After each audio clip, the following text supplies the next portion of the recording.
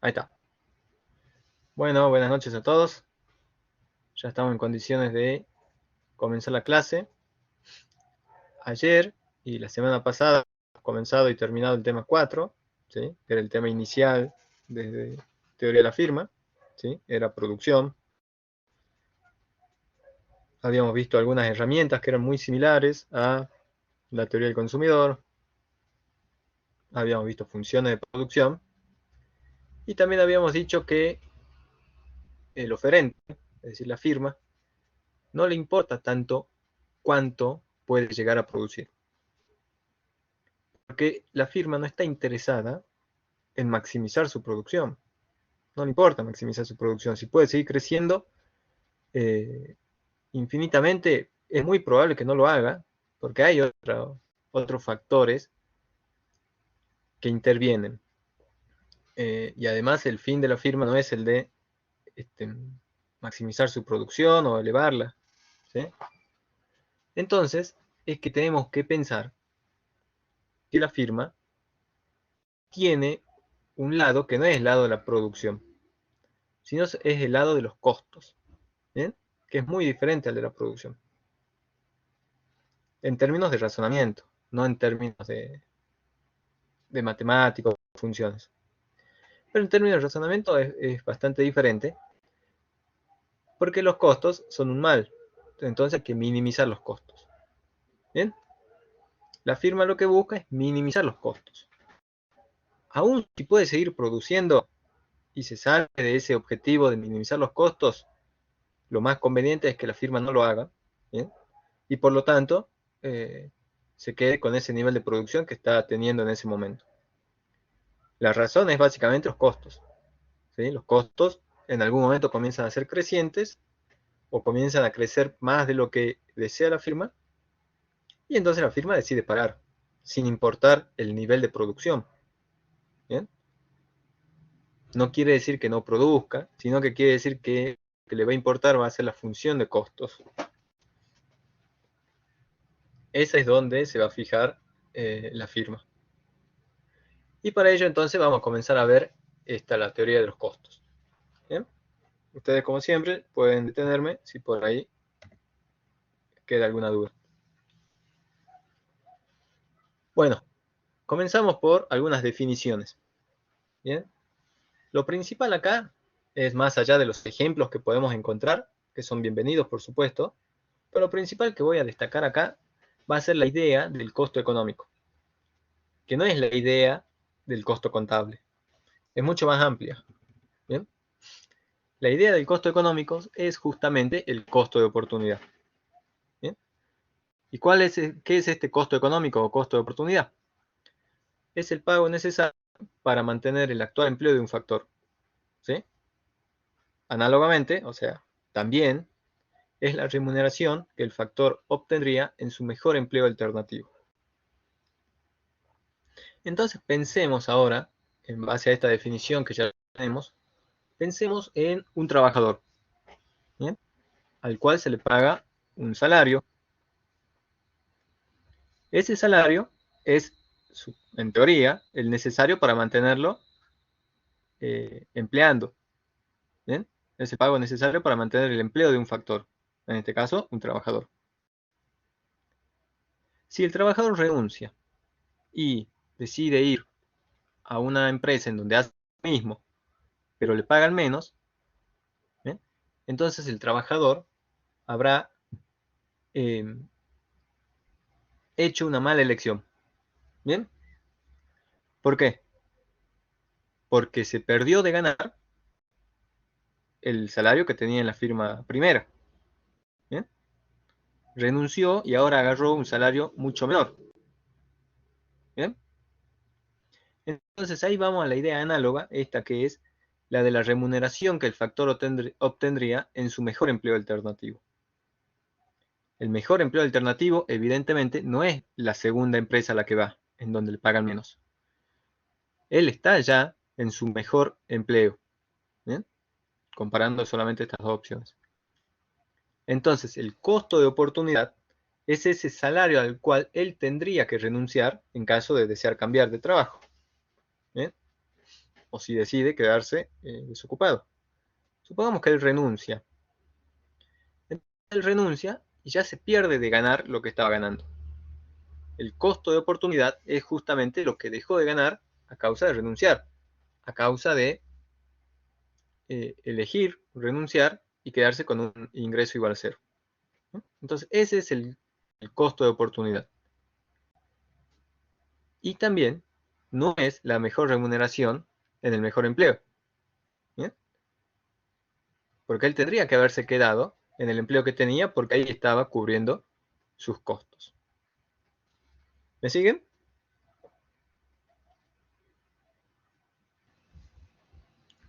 Sí, bro. Es la idea, Sí, es profe. la idea de, es la idea de renuncia que hay atrás. ¿Sí? Cada vez que uno renuncia a algo, el costo es el valor de lo que está perdiendo. ¿Bien?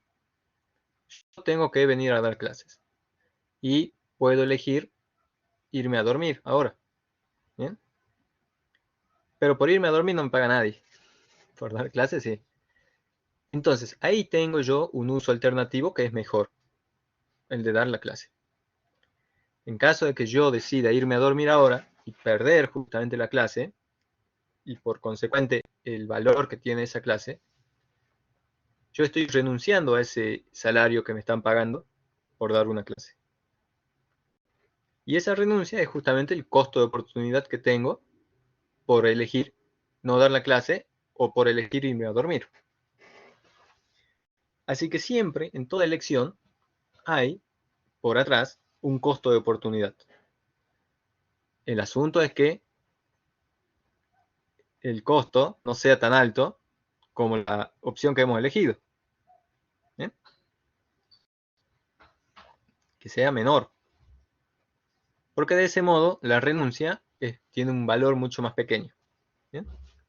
Ahora, si yo renuncio a algo grande, supongamos que me pagan 1.000.000 de pesos por dar la clase, yo renuncio a esa oportunidad y me voy a dormir y digo, mira, no me importa. ¿Cuál va a ser el costo que yo estoy afrontando por elegir irme a dormir? Es la pérdida de ganar 1.000.000 de pesos. ¿Bien? Entonces ahí tengo un costo. El costo de irme a dormir es de 1.000.000 de pesos. ¿Bien? ¿Y cuál es el costo de dar la clase? Bueno, es el costo de quedar despierto, que por supuesto vale menos que 1.000.000 de pesos. ¿Sí? Por supuesto. Entonces, con lo que me pagan a mí, yo compenso ese malestar por quedarme despierto, por no dormir, por no elegir lo otro, compenso y obtengo un cierto margen de ganancia. ¿Bien? Esa es la idea que hay detrás de estos costos de oportunidades. Entonces, cada vez que nosotros empleamos un factor, le estamos pagando a ese factor, ya sea un salario, un interés, ¿sí? El beneficio, y ese viene a ser el costo que afronta la firma para mantenerlo al trabajador o para mantener en uso la máquina. ¿Bien? Está pagando una retribución.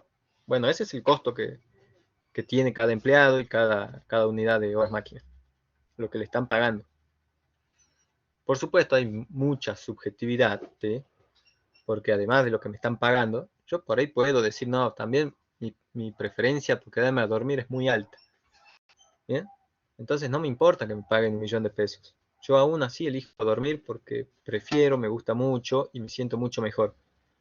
Y mi bienestar quedándome a dormir compensa sobremanera el bienestar perdido por no ganar 1.000.000 de pesos. ¿Bien? Ahí tenemos que jugar un poco más fino, ¿sí? En la justificación. Pero habitualmente aceptamos que el principal componente es el salario, es la retribución al capital, ¿sí? El interés, los beneficios, ¿sí? Perdidos. Bueno, y acá ahora vamos con algunos ejemplos, ¿sí? Costos laborales. Costos laborales, obviamente, el salario. No es el único, ¿bien?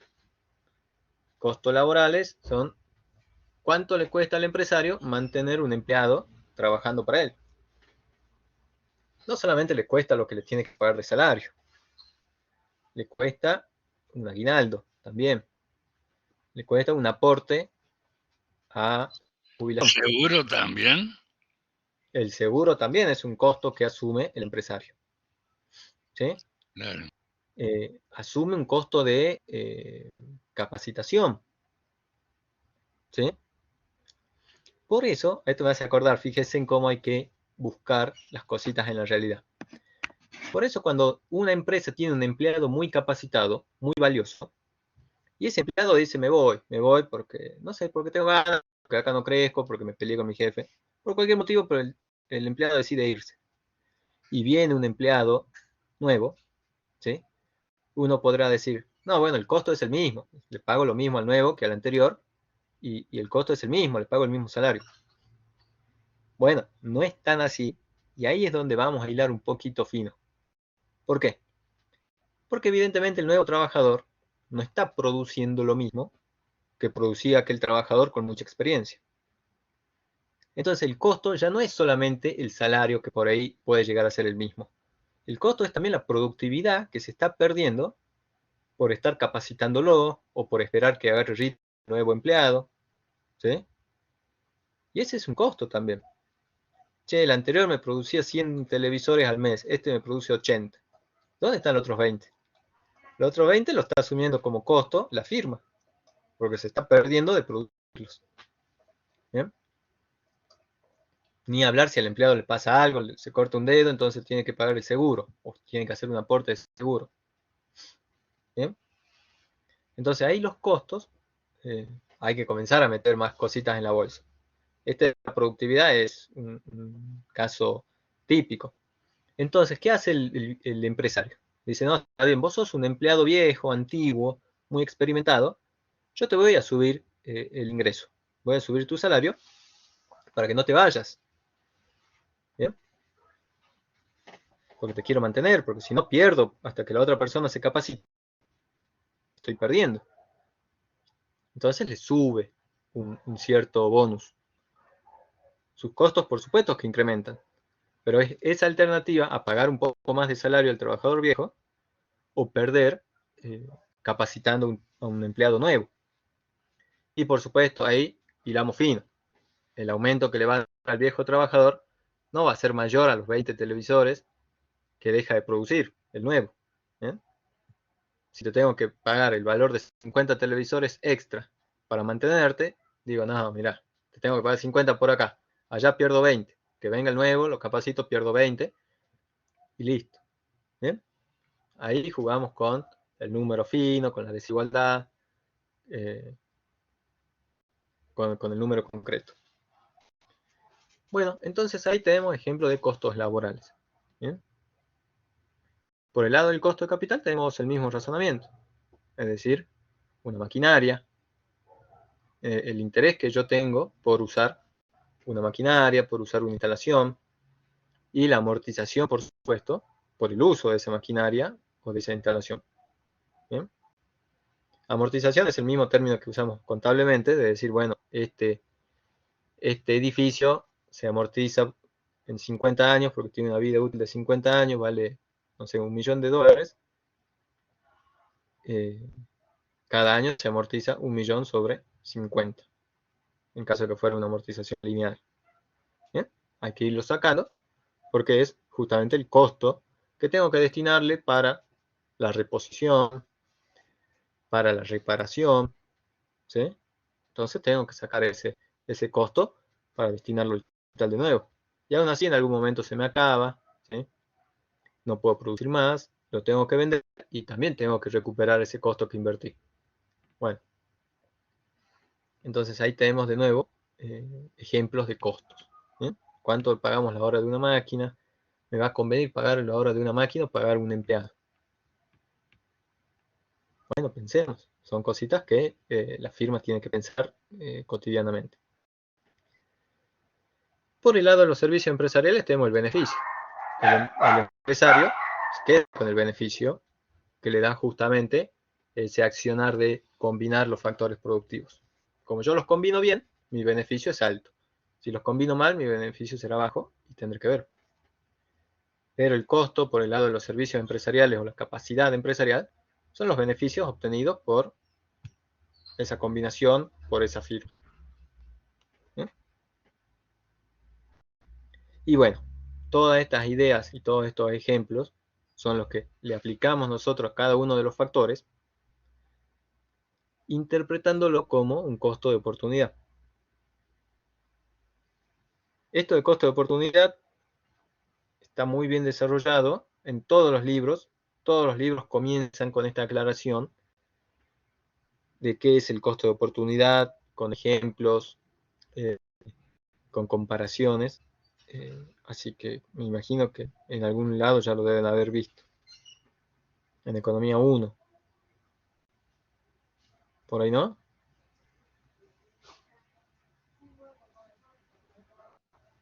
Sí, profe, me suena, ya lo hemos visto.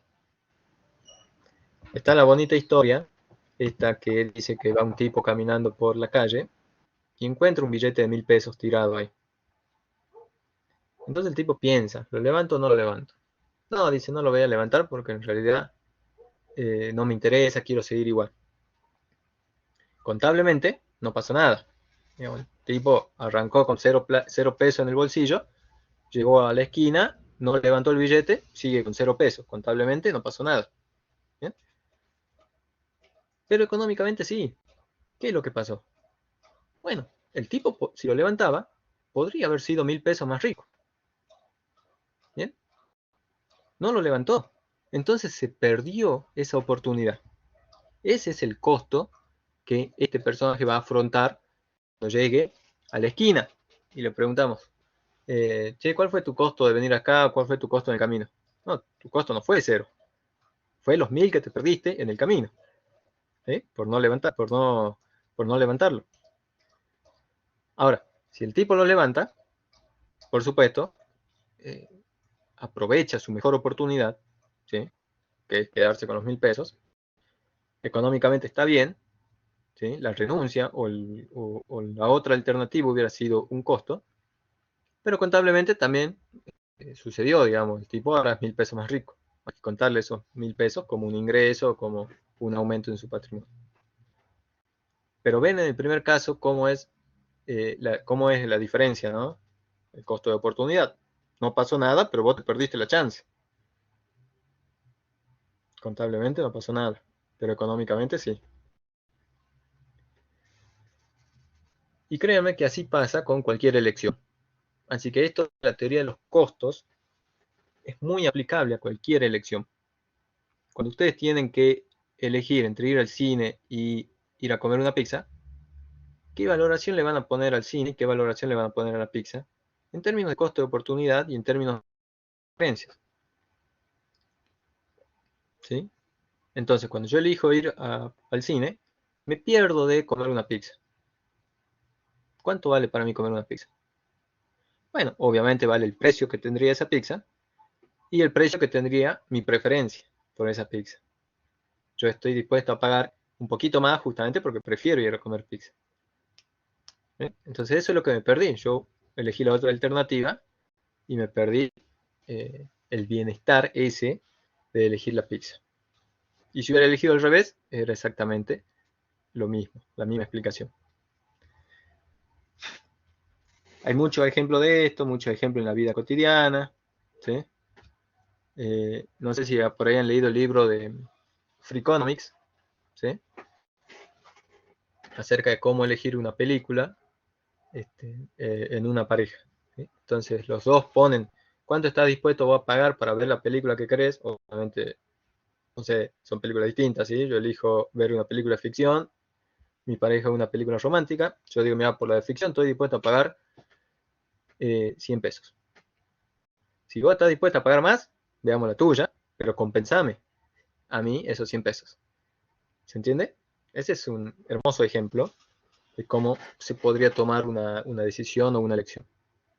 Entonces, eh, por ejemplo, yo quiero pagar 100 pesos por elegir una película.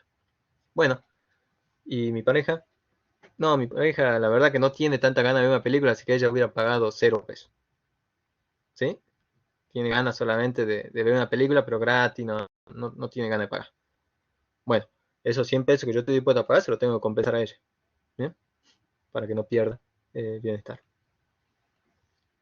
Y si hubiera elegido 50 pesos, le tengo que dar los 50 pesos a ella para que no pierda bienestar. Y viceversa también. Esos ejemplos están muy bonitos en el libro de Freakonomics. No sé si lo conocen alguna vez. Ahora se los voy a escribir.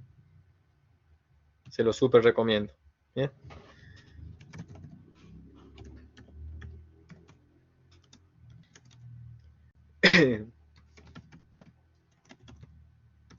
Steven Levitt. Ahí está. Bueno, sigamos entonces.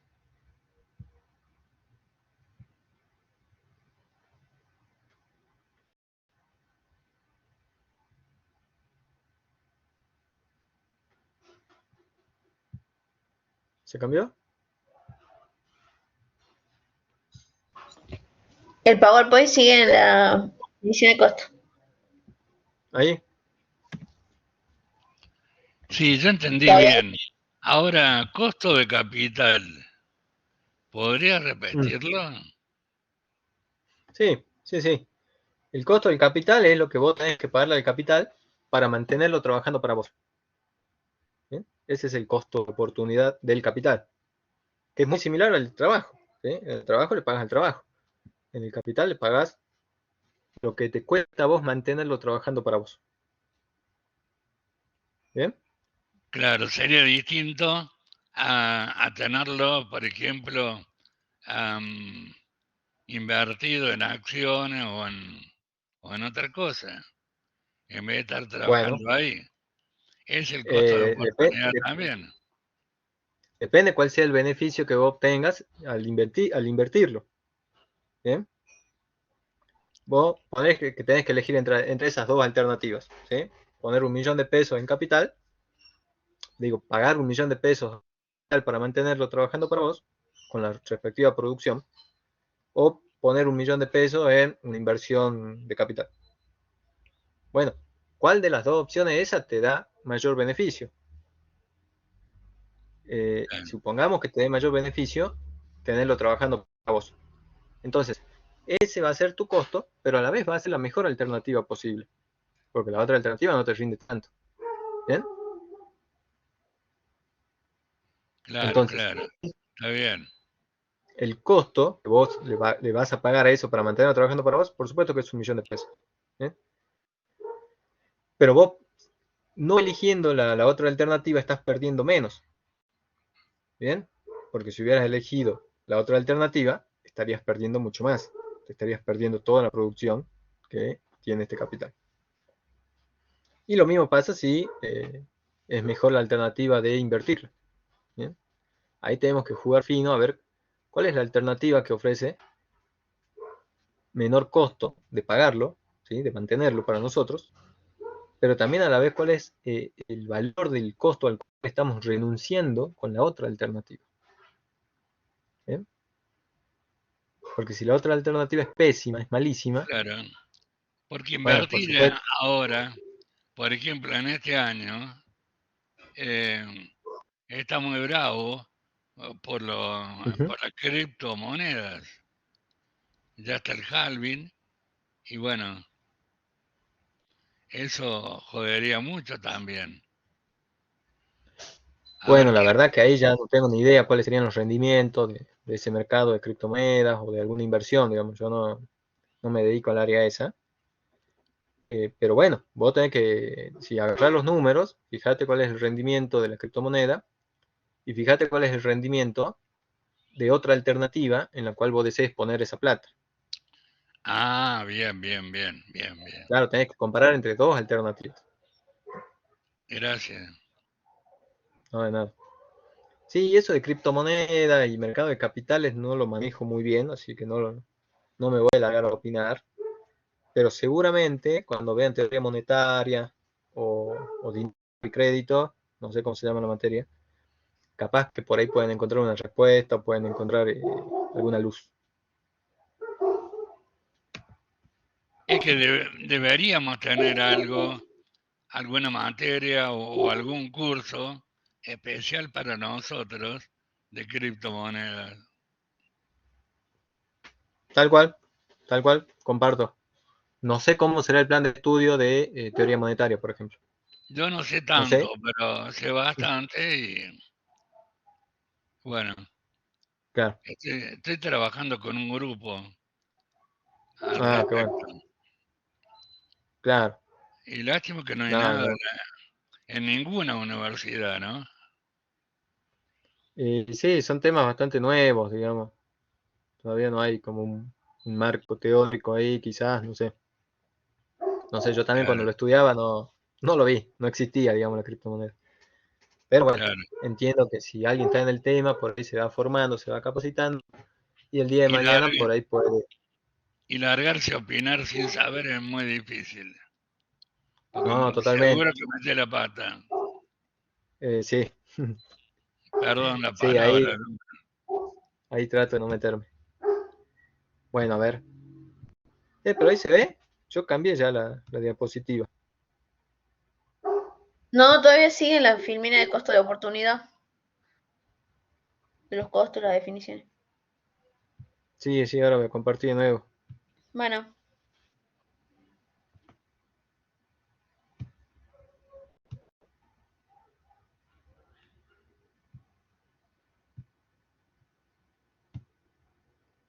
Ahí, ahí. sí se había cambiado, pero volvió a la anterior, así que ahí, minimización de costos. Ahí está. Exactamente. Bueno, volviendo a la raíz del tema, el tema de los costos, es acá donde tenemos que diferenciar dos cosas, ¿bien? Que es el corto plazo y el largo plazo. El corto plazo, fíjense en que, cuál es la definición. Periodo en el cual al menos uno de los factores permanece fijo. Al menos uno, ¿sí? Nosotros estamos trabajando con dos factores, es decir, uno lo tenemos que dejar fijo, y si a uno lo dejamos fijo, el otro tiene que ser variable, ¿eh? Que es lo que dice después, mientras que los restantes factores se ajustan libremente, o sea, son variables. Esto, es decir, en el corto plazo, y esto de dejar un factor fijo y otro variable, esta es la diferencia que nos permite distinguir entre eh, el corto plazo y el largo plazo. Pero también, acá en la diapositiva, como que me adelanté, pero también da lugar a que con esa división, ¿sí? Dejando un costo fijo y el otro variable, nosotros tengamos dos tipos de costos, que es particularmente el costo fijo, que es el costo del factor que mantenemos fijo, y el costo variable, que es el costo del factor que dejamos variable. Es decir, solamente en el corto plazo existe esta diferenciación, ¿sí? Entre costo fijo y costo variable. No hay costo fijo de largo plazo. ¿Bien? Y ahora veamos qué dice el largo plazo. Periodo en el cual todos los factores productivos son variables y pueden ser ajustados libremente. O sea, son variables todos. No hay un costo fijo ahí. ¿Bien? Y esto viene de larga data.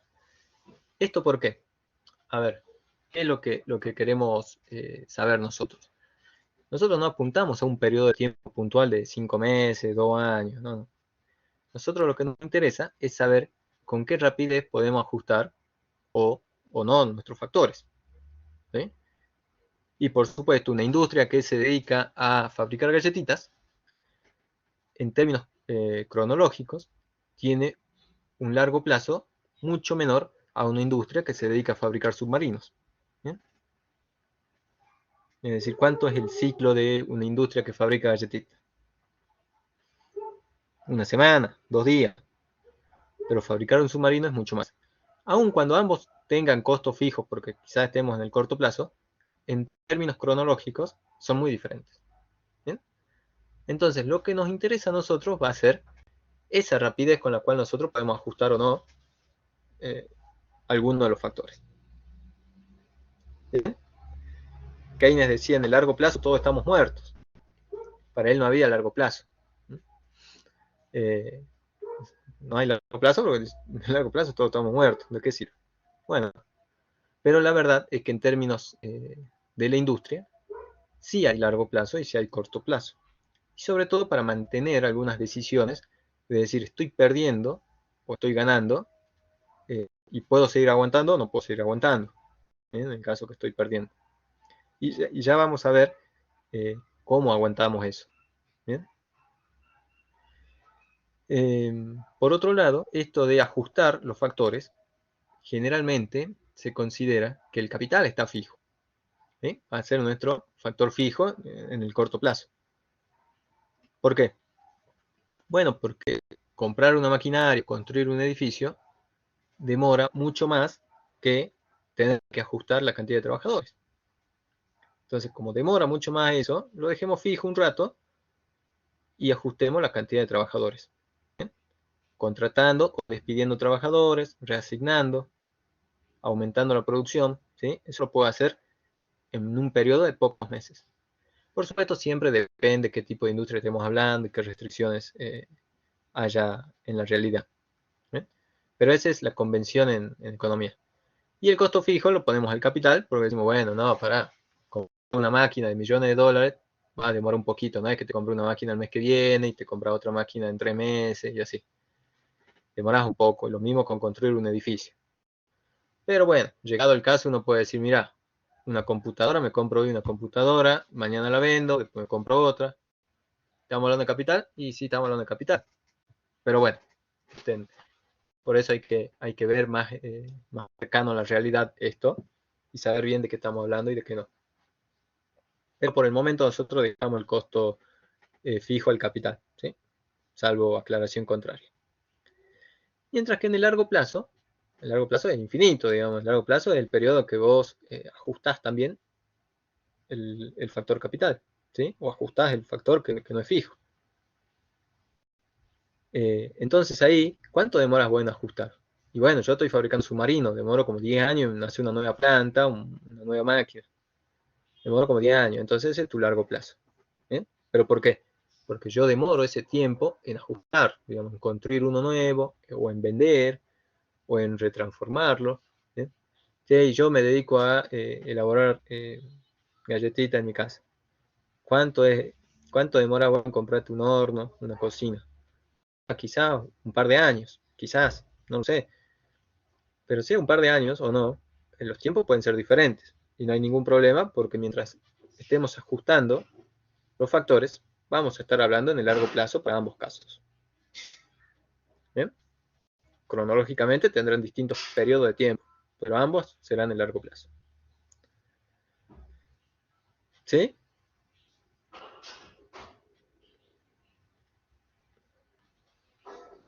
Sí, sí, bien. A ver, y ahora sí. Acá sí nos metemos en algo que nos gusta. Bueno, acá les puse un ejemplo sintético, obviamente para ir viendo las principales ideas. ¿Bien? Si ustedes quieren profundizar o por ahí sacarse alguna duda, bueno, vean el capítulo 12 de Nicholson, ¿sí? El capítulo de costos, lo van a encontrar en este ejemplo. ¿Bien? Y van a encontrar otros mejores y mejores explicaciones quizás. Bueno, ¿qué es lo que tenemos que hacer con nuestra función de costos? Nosotros tenemos que minimizar nuestra función de costos. ¿Sí? Queremos producir, queremos alcanzar un tamaño de plata, de tal manera que los costos sean mínimos. Yo no quiero afrontar costos muy altos. Che, pero mira, ¿podés seguir produciendo? Sí, sí, claro que puedo seguir produciendo. Quizás. Pero eso implica un aumento significativo de mis costos. Llega un momento en el cual yo digo, no, ya no me compensa. Ya no me sirve. Entonces, esta es la función, la de costos, es la función que va a determinar a dónde me quedo en cuanto a producción. ¿Me quedo ahí? Me quedo ahí. Punto. Podés aumentar una unidad, 10 unidades. Sí, sí, pero los costos también se te aumentan y se te aumentan más que proporcional. Así que mejor nos quedamos acá. Ese es el razonamiento que seguimos con esta función. Bien, bueno, entonces acá ¿qué tenemos? Fíjense, tenemos el lagrangiano, lo conocemos. ¿Bien? Y tenemos que minimizar nuestra función de costos. ¿Cuáles son los costos que tiene que pagar la firma? Y bueno, son esos. Al trabajo le paga W, que es el salario, y al capital le termina pagando intereses. ¿Sí? Recuerden que tanto W como capital están medidos en horas. Así son cantidades. ¿Bien? Y no pueden ser negativos. ¿Qué cantidad de horas hombre voy a contratar? Cantidad de horas máquinas que voy a contratar. Y por supuesto las retribuciones también son positivas, no pueden ser negativas. W y B corta son positivas.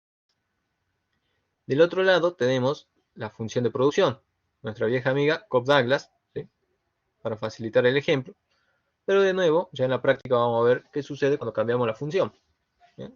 Es un poquito más de trabajo, pero el razonamiento se mantiene.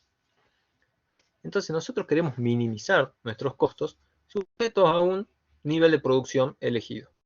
¿Bien? Que no sabemos cuál es todavía. Pero lo queremos alcanzar. Queremos mantenernos en ese nivel de producción. Q sub 0. ¿Bien? Constante. No sabemos cuál, pero sabemos que tiene que ser constante. Bueno, entonces acá de nuevo tenemos que cumplir las condiciones de primer orden, ¿sí? Porque estamos en un problema de optimización. Entonces, para minimizar o para maximizar las condiciones de primer orden, tenemos que cumplir. Bien, para eso ustedes ya saben cuáles son las condiciones de primer orden. La derivada de Lagrangiano respecto del trabajo, ¿sí? Tiene que dar igual a 0. La derivada de Lagrangiano respecto al capital tiene que dar igual a 0. Y la derivada del Lagrangiano respecto al multiplicador también tiene que dar igual a 0. ¿Bien? Una vez que obtuvimos el sistema de ecuaciones, pasamos a resolver las dos primeras, ¿sí? Las dos primeras derivadas, es decir, la de Lagrangiano respecto al trabajo y la de Lagrangiano respecto al capital. Esto de nuevo, el proceso es exactamente el mismo que veníamos haciendo en teoría del consumidor. Así que no lo repetí. Cualquier cosa, me preguntan ustedes. Pero yo no lo repetí porque este procedimiento ya lo practicamos hasta el cansancio. Y fíjense a dónde llegamos. ¿Bien? A la condición de primer orden, en donde el cociente de las productividades marginales tiene que ser igual al cociente de la retribución a los factores. ¿Sí? Que es muy similar a la teoría del consumidor. ¿Bien? El cociente de las utilidades marginales es igual al precio. Bueno, acá las productividades marginales vienen a ser la utilidad para el oferente y los precios vienen a ser la retribución a los factores. ¿Sí? El salario y el interés. Bueno, entonces una vez que yo ya planteo esta condición de primer orden, acá, ¿sí? Yo ya calculo la productividad marginal del trabajo y la del capital. ¿No? Acá quedan invertidas, no se asusten. Me queda K sobre L igual a W sobre B. ¿Bien? Esas son las condiciones de primer orden. Igualmente ustedes calculenla, ¿no? Sobre todo para que practiquen. Bueno, ¿qué hacemos acá? Reemplazo en mi función de producción. Que mi función de producción viene a ser mi función restricción en este caso, porque es la que yo deseo dejarla fija. Reemplazo en mi función de producción, ¿eh? Acá despejé K estrella le puse, y luego de reemplazar, lo reemplacé ahí, ¿sí? Despejo el factor y obtengo así las demandas derivadas de ese factor. ¿Bien? Fíjense en ustedes que ahí yo puse F sub 0 y F sub 0 es el nivel de producción que yo quiero alcanzar. Entonces, ese nivel de producción yo lo quiero alcanzar demandando cierta cantidad de capital y cierta cantidad de trabajo. ¿Bien? Si yo reemplazo uno solo de ellos, estaré hablando del largo plazo, no, del corto plazo. ¿Sí? Porque estoy suponiendo implícitamente que el otro factor que no reemplacé lo dejo fijo. Yo puedo reemplazar los dos también. Es decir, puedo ir por un ajuste de los dos factores. Y en ese caso estaré hablando del largo plazo porque ambos factores son variables. ¿Bien? Todo depende de qué es lo que se le pida. ¿Bien? Pero igual el cálculo es o reemplazo uno de los factores o reemplazo los dos. No hay secreto. Esto es lo que hago acá, en la siguiente. ¿Bien? Obtengo las demandas derivadas de esos factores. ¿Bien? Ahí despejé L, en lo que está en negro, ¿sí? Despejé L de esta función. y obtuve esto. ¿Bien? L me queda en términos de el precio del trabajo, el precio del capital y el nivel de producción que yo deseo. Q. ¿Bien? Esa es la demanda del factor trabajo. Por otro lado, también puedo hacer lo mismo y calcular la demanda del factor capital. ¿Sí? Vuelvo acá y en vez de reemplazar en la función el capital estrella, reemplazo trabajo estrella y sigo con los mismos pasos. ¿Sí? Que es lo que está en rojo. ¿Ven? Lo que está en rojo es la demanda del capital. ¿Cuánto voy a demandar yo de capital y cuánto voy a demandar yo de trabajo? Todo eso está en función de los precios de cada uno de ellos y del nivel de producción que yo desee. ¿Sí? Si yo deseo una producción muy alta, voy a demandar más capital y más trabajo.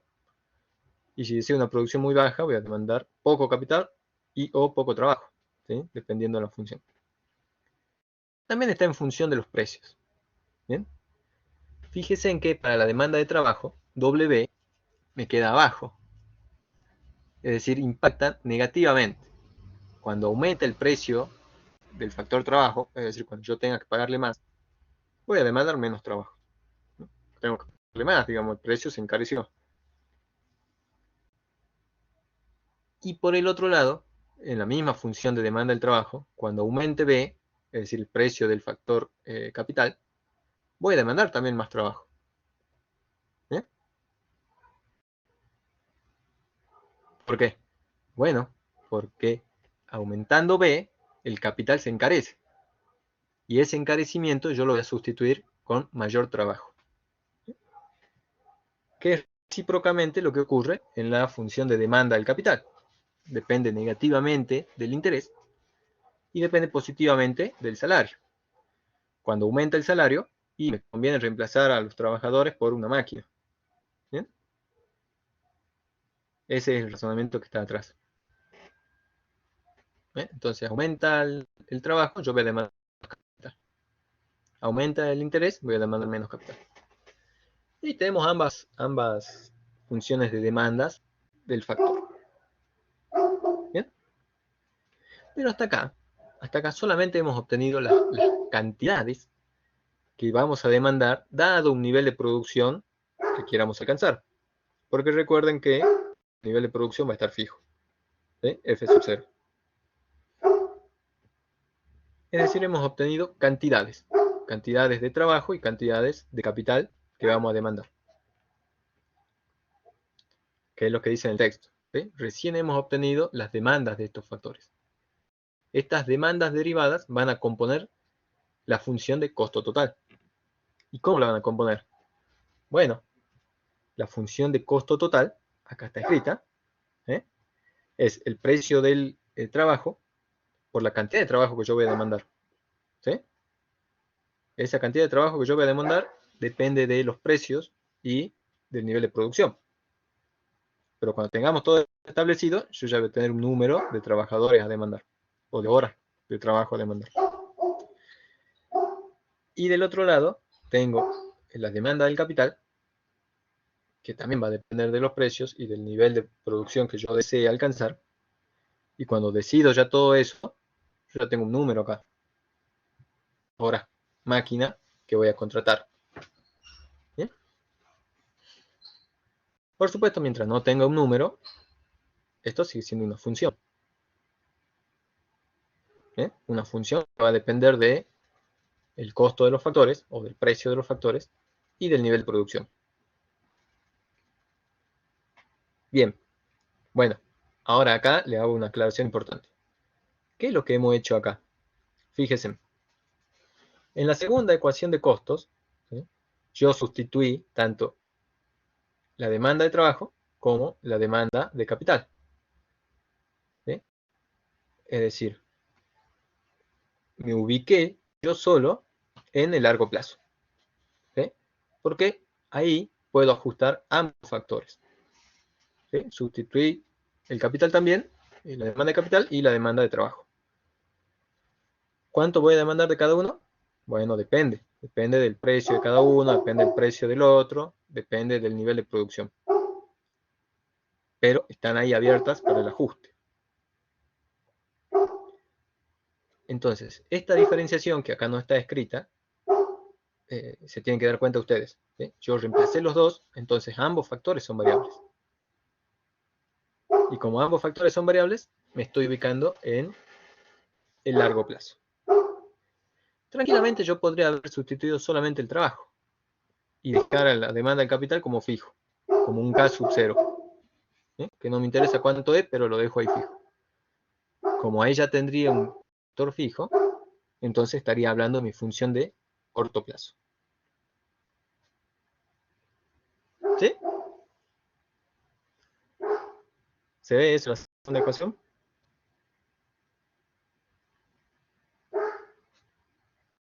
Uy, se han ido.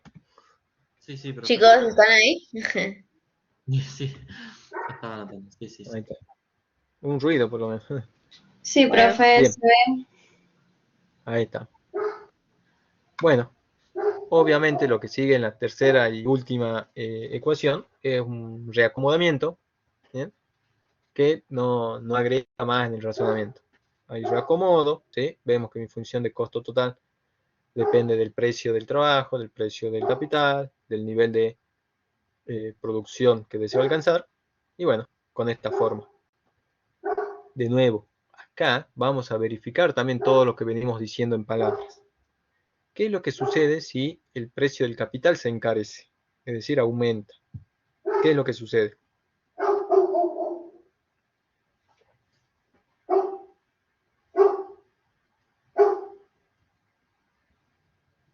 ¿Puede preguntar, por favor? Si el precio del capital se aumenta, o sea, B aumenta, mi costo total también aumenta. ¿Sí? Fíjense en que depende en forma positiva. Entonces, al aumentar uno, aumenta el otro. Lo cual, perfectamente, es creíble, ¿sí? Tiene sentido. Ahora tengo que pagarle más al capital, ¿sí? Las horas de máquina, el alquiler de la máquina, me cuesta un poco más. Mis costos van a aumentar. Lo mismo sucede si aumenta el salario que le tengo que pagar a los trabajadores. ¿Sí? Si ahora le tengo que aumentar el salario a los trabajadores. Bueno, mi función de costo automáticamente aumenta o crece. ¿Bien? ¿Y qué pasa si yo quiero producir un poco más? ¿Sí? Este F sub 0 quiero aumentarlo. Bueno, mi función de costos también crece. ¿Lo ven?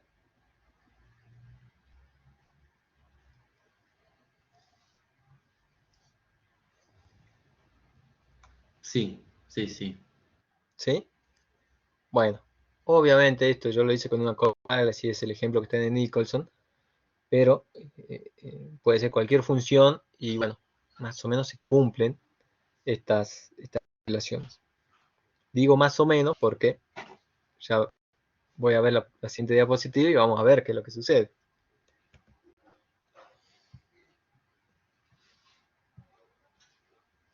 Acá. Más o menos se cumple. ¿Por qué? Bueno, porque todo va a depender de las características del factor que estoy trabajando. ¿Bien? Para ello, observemos la senda de expansión. ¿Bien? En el primer gráfico, o sea, el que está a la izquierda, dice que la senda de expansión muestra cómo aumenta la utilización de factores a medida que aumenta la producción. ¿Bien? Y eso obviamente lo sacamos con una función, con una optimización al viejo estilo, ¿no? La isocuanta y la restricción. Entonces los puntos que están ahí componiendo la línea E, o la función E, o la curva E, terminan siendo todos los puntos óptimos. ¿Bien? ¿Ven? Que está ahí E uniendo todos puntos óptimos. ¿Sí? Bueno, eso es lo que esperaríamos nosotros, de decir, che, mira, cada vez que aumenta el nivel de producción que vos querés producir, y tenés que aumentar también los factores. Bueno, entonces para pasar del primer punto en la curva Q sub 1 al punto de la curva Q sub 2, yo aumenté tanto el capital como el trabajo. ¿Sí? en este caso estaríamos hablando de que los dos factores son normales. Cuando aumenta mi producción, yo tengo que aumentar mis factores. O también al revés, ¿sí? Cuando aumentan mis factores, aumenta mi producción. Que es lo que se ve en ese gráfico, en la curva E. Distinto sucede en el otro gráfico, el que está a la derecha. Fíjese en cómo el comportamiento de la curva E. Por supuesto, todo depende de la ubicación y la forma del isocuanta, ¿no? Esa isocuanta que nosotros, los economistas, no podemos saber muy bien cómo se arma. Es muy empírica, ¿sí? Eso lo sabe el empresario con suerte, lo sabe algún operario que se ocupa de las estadísticas de producción. Y hay que ver en cada caso. No necesariamente son siempre la misma isocuanta, no necesariamente se comportan del mismo modo para todos los casos. ¿Bien? Bueno, entonces fijémonos acá la ubicación de esa isocuanta. Q sub 1, Q sub 2, Q sub 3, Q sub 4. Nosotros continuamos haciendo nuestro proceso de minimización. ¿Sí? Quiero alcanzar la curva Q sub 4 con el mínimo costo. ¿Sí? Entonces me posiciono sobre la tangente. Ahora, si yo uno todos los puntos mínimos, ¿sí? Cada curva de isocuanta, fíjense en qué es lo que va a suceder. Resulta que mi producción aumenta hasta Q sub 2, aumentando tanto el capital como el trabajo. Pero a partir de Q sub 2, ¿sí? Mi producción aumenta, pero no aumenta mi demanda de trabajo. Aumenta solamente mi demanda de capital. Quizá en Q sub 3 sigue en la misma cantidad de trabajo que Q sub 2. ¿Bien? Pero ya en Q sub 4, ya la curva comienza a mostrar un retorno, ¿sí? Que se vuelve hacia atrás. Entonces ahí ya estoy demandando menos trabajo para producir un poco más. ¿Qué situación más rara esta? Bueno, por supuesto, es muy rara y tendríamos que estar hablando de un factor inferior. ¿Sí? Que es lo que dice ahí la explicación. Si la senda de expansión regresa hacia alguno de los ejes, estamos en presencia de un factor inferior. Se requiere menos cantidad del factor a medida que aumenta la producción. ¿Bien? ¿Y por qué? Bueno, porque puede ser que en un momento los trabajadores, lejos de aumentar la producción, comiencen a estorbar y sea mejor sustituirlos por capital. Puede ser, es una explicación. ¿Bien? No siempre contratar un trabajador más me aumenta la producción en la misma medida. Por ahí digo, che, los últimos 10 que han entrado los voy a sustituir por una máquina, entonces demando menos trabajo para aumentar la producción, pero más capital. ¿Bien? Y lo mismo puede pasar si estaría hablando de el capital, que sea un factor inferior. Ahí la curva se va a acercar hacia el eje horizontal. ¿Bien? ¿La ven?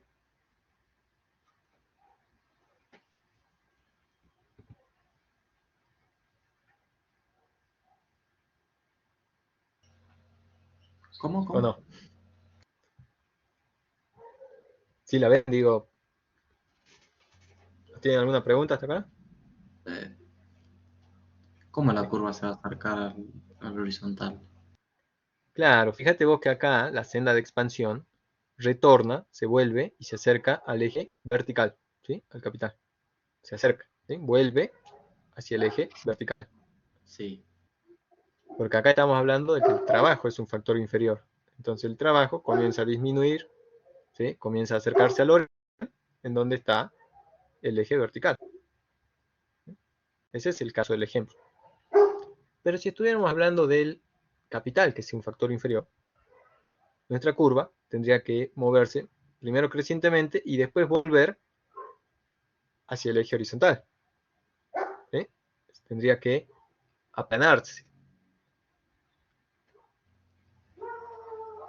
claro, ahí entendí lo que quería decir. Ahí está.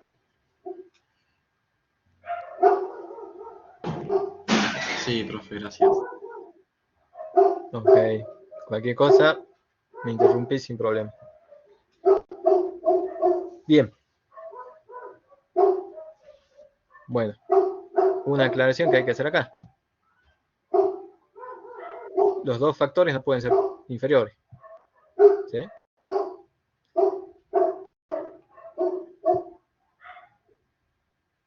Pero los dos factores sí pueden ser normales, como el primer caso. ¿Sí? Es decir, aumentando cada uno de ellos, yo puedo aumentar la producción, y entonces sí, al aumentar cada uno de mis factores, la producción aumenta. Eso sería un factor normal. Pero si al aumentar mi cantidad de trabajadores, en algún momento hago que mi función de producción descienda, ¿bien? Es decir, comienzo a producir menos, estoy hablando de un factor inferior. ¿Bien? Ambos factores no pueden ser inferiores, y ya analizando el gráfico lo podrán sospechar, porque quiere decir que se tendría que volver tanto hacia el eje horizontal como hacia el eje vertical. No se puede. ¿Bien? Con al menos uno de los factores tengo que lograr aumentar mi producción. Porque la función de producción tiene derivadas positivas respecto a cada uno de los factores. ¿Bien? Por ahí no respecto a los dos a la vez. ¿Bien? Pero no pueden ser los dos negativos. Quiere decir que en algún punto yo incrementando los factores estoy produciendo menos. Y no. ¿Sí?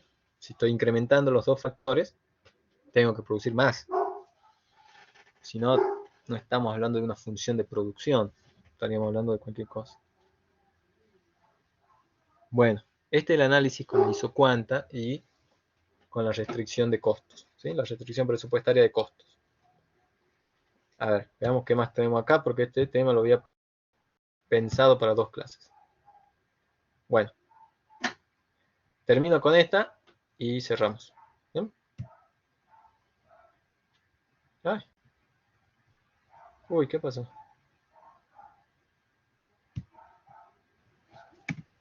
No avanza la diapositiva.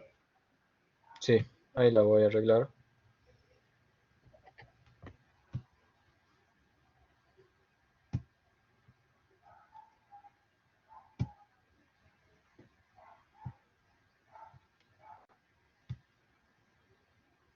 Ahí,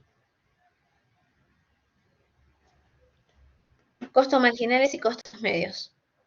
exactamente. Bueno, acá tenemos que tener bien en claro, obviamente, el cálculo de esto, pero también la interpretación. ¿Bien? El costo medio es el costo por unidad de producto, costo promedio, ¿sí? O cuánto me cuesta cada unidad de producto. ¿Bien? Yo tengo una firma, utilizo 10 trabajadores y 10 máquinas y produzco 10 televisores. Bueno, el promedio va a ser la cantidad de televisores, perdón, el costo que me cuesta mantener todo ese equipamiento sobre la cantidad de televisores. ¿Sí? Por supuesto, la función de costo total ahí, y bueno, la tenemos que sacar de acuerdo al nivel de producción que tengamos y de acuerdo a los precios. ¿Sí? Que lo vimos en la diapositiva, hace 2 diapositivas. Acá. ¿Sí? Entonces ahí yo divido tranquilamente y obtengo cuánto me costó producir esa cantidad de producto. Por otro lado, tenemos el costo marginal, que es la variación del costo total ante una variación del nivel de producción. Es decir, la derivada. Ahí está. ¿Bien? La derivada del costo total respecto al nivel de producción. Esta derivada es creciente, ¿sí? Ese es el principal problema de por qué no nos podemos expandir infinitamente. ¿Sí? Es decir, cada vez que yo aumento Q, que yo decido aumentar mi producción, aumenta también los costos. Esa es una derivada creciente. ¿Bien? En algún punto tengo que decir, mira, no me conviene y me quedo acá. Ese es el análisis al cual vamos a apuntar. Por supuesto, en el medio, ¿qué tenemos? Tenemos el costo fijo, ¿bien? el costo fijo medio, que no va a ser ni más ni menos que dividir el costo fijo entre la cantidad de producto. Bien. El costo variable medio, ¿sí? Dividir solamente el costo variable entre la cantidad de producto. Y bueno, por supuesto el costo marginal queda ahí. Es una relación con la función de costo total, así que es válido para el corto y largo plazo. Bien. ¿Pero se entienden los conceptos? Sí, profe, se entiende. Sí, profe. ¿Sí? Bueno, de última, los repasan, porque acá tenemos más análisis, ¿sí? Bueno, estamos bien con el cronograma, así que lo dejo acá para que vayamos masticando en la semana. Y en la semana que viene volvemos a retomar algunas diapositivas de esto y arrancamos con el práctico. ¿Bien?